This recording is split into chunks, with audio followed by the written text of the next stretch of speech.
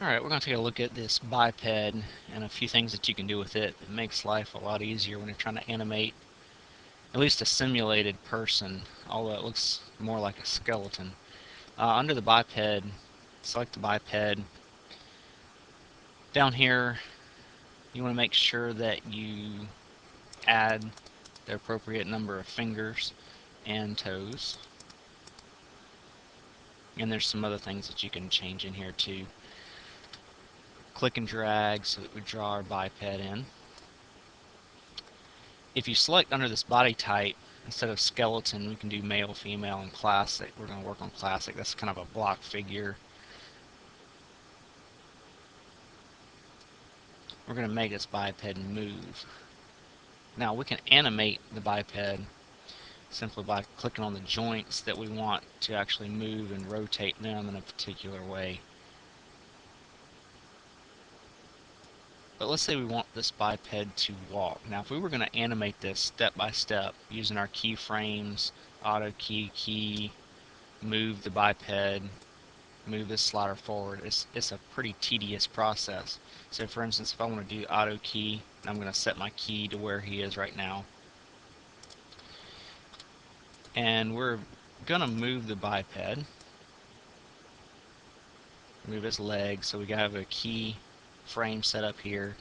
We're going to go up about 5 steps, do another rotation, rotate his leg up, key, move our slider another 5, rotate it down, key. If we were trying to actually make him walk, this would take a very long time. What we have right now essentially is his leg going up and down. And to make him walk, we would have to move his body, we would have to rotate his body so it looked natural as he's walking. We would actually have to swing his arms, we'd have to move this other leg. Very, very, very difficult process. So instead of doing all this, we're going to I'm going to start over again so that we can make sure our settings are correct. Zoom out. We're going to click on our motion tab.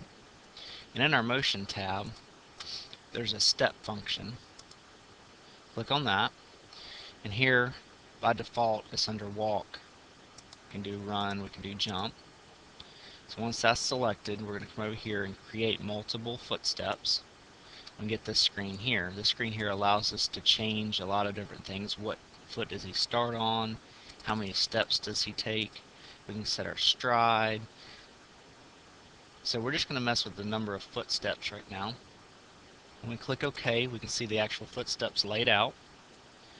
We're going to click on Create Keys for Inactive Footsteps.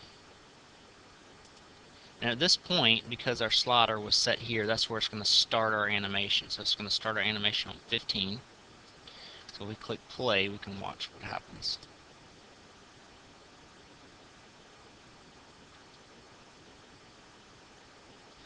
Now after that's created, we can come down and we can actually edit each of these footsteps. So we're going to move individual footsteps. Move 10 out here, move 9 out here. And his feet will follow these. What's important is to make sure that the left stays with the left, the right stays with the right. If you crisscross them,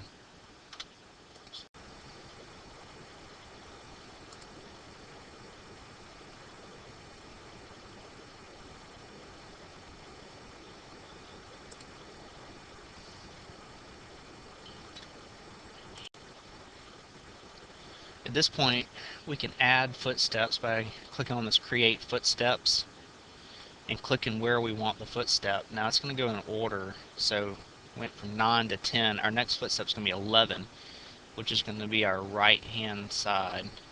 So we want it over here, and we can go back and forth until we get back to where we want it to be. We'll play that out.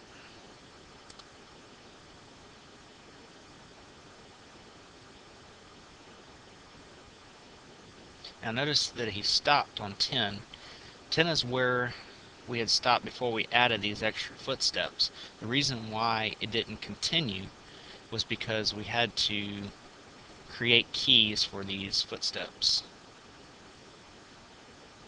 So pause that. And then we'll play that out and see, he should keep going.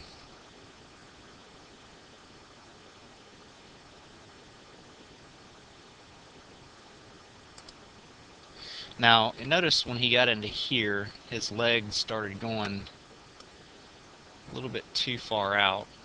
So we can simply change that up by adjusting these feet. Notice his foot followed that. And the more we mess around with this, the more natural it'll get.